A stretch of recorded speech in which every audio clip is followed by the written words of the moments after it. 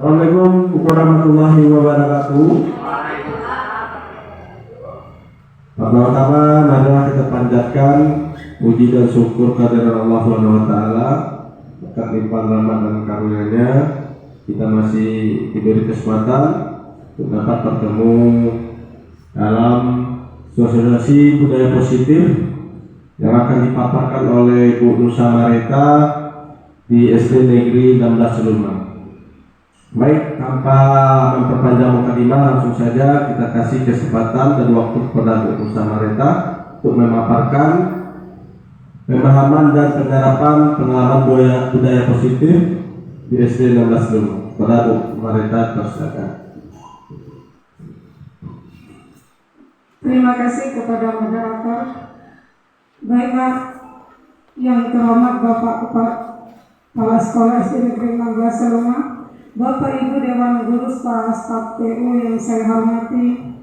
Di sini izinkan saya untuk berbagi menyebarkan pemahaman dan penerapan pengalaman budaya positif sebagai tugas CGP Angkatan 10 pada tahun 2024. Konsep inti budaya positif di sini ada beberapa. Yang pertama ada perubahan paradigma positif, disiplin positif, nilai-nilai kebajikan, kebutuhan dasar manusia, motivasi perilaku manusia, posisi kontrol guru, keyakinan kelas, dan segitiga restitusi. Ini yang akan kita bahas. Yang pertama, pembelajaran paradigma baru. Pembelajaran dengan paradigma baru merupakan pembelajaran yang dirancang berdasarkan prinsip pembelajaran berefisiensi sehingga peserta didik belajar sesuai kebutuhan berdasarkan tahap perkembangan sesuai teori psikologi modern untuk mewujudkan profil pelajar Pancasila. Di mana profil pelajar Pancasila yang pertama ada bertawaf pada Tuhan Yang Maha Esa, mandiri,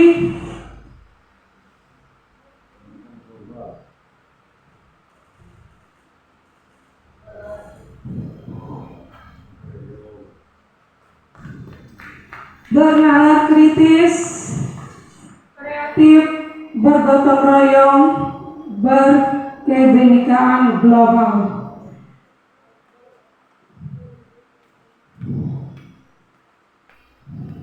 Kemudian di sini ada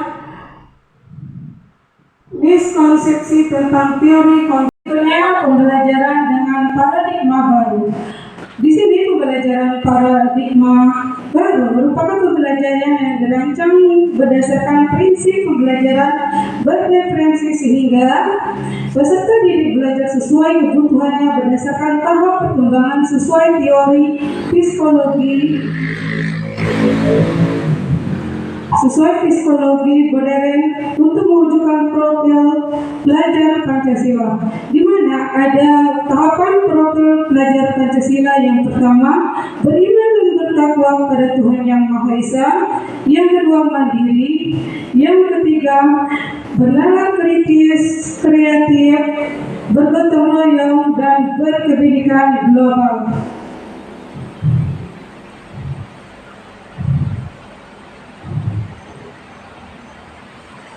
Berikutnya ada miskonsepsi tentang teori kontrol. Ada beberapa ilusi tentang cara kita mengontrol siswa. Yang pertama ada ilustrasi guru mengontrol murid, di mana yang pertama itu ilustrasi berdasarkan kita membimbing siswa dengan cara guru sebagai pemegang kendali. Kita memberikan kesempatan kepada siswa untuk berkembang, namun kita masih mengontrol kendalinya atau masih kita kontrol. Kemudian yang kedua ada ilustrasi bahwa semua penguatan positif efektif dan bermanfaat. Yang ketiga ilustrasi bahwa kritik dan membuat rasa bersalah mampu menguatkan karakter.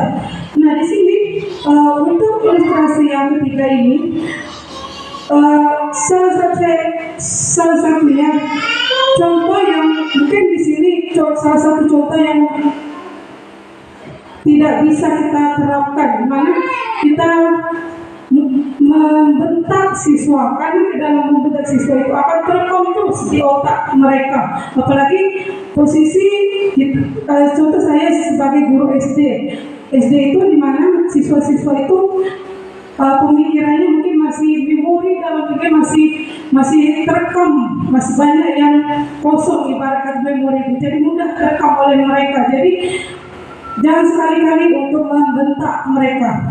Kemudian yang ketiga, ilustrasi bahwa orang dewasa berhak memaksa.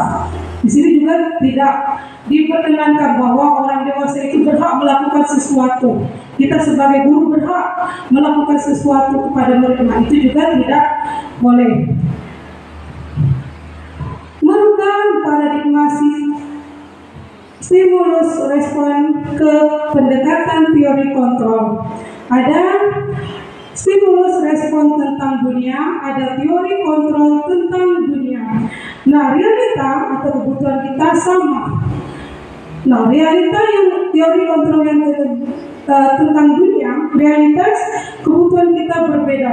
Di sini kebutuhan setiap manusia itu berbeda-beda, apalagi di kita selaku pendidik. Kebutuhan kita dengan siswa belum tentu beda. Siswa pun kebutuhannya pun berbeda-beda antara si A dan si B, karena setiap anak itu mempunyai karakter masing-masing. Ada yang mungkin anak itu yang dibutuhkan, ada yang didekati. Mungkin ada juga siswa itu yang ingin diperhatikan terus. Jadi berbeda-beda. Jadi harus kita harus bisa membaca situasi atau karakter anak tersebut. Ada kemudian disiplin positif.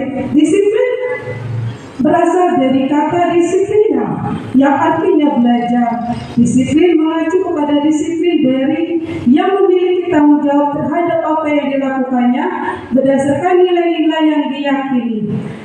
Disiplin positif merupakan salah satu cara penerapan disiplin yang bertujuan untuk menumbuhkan kesadaran serta memberdayakan peserta didik tanpa imbalan penghargaan atau reward, ancaman atau hukuman. Nah, sebagai pendidik, tujuan kita adalah menciptakan peserta didik yang memiliki disiplin diri, sehingga mereka berperilaku mengacu pada nilai-nilai kebijakan universal, memiliki motivasi intrinsik dalam perubahan perilaku ke arah yang lebih baik. Nah, di sini saya lihat kita selaku pendidik, kita ini guru itu ibarat kata apalagi di sekolah itu ibarat kata ladang. Nah, bagaimana ladang atau tumbuhan bisa tumbuh dengan bagus, dengan subur, apa yang sesuai yang kita harapkan? Tentunya ada beberapa tahapan yang perlu kita lakukan supaya tumbuhan ini bisa sesuai, bisa berbuah sesuai dengan apa yang diharapkan.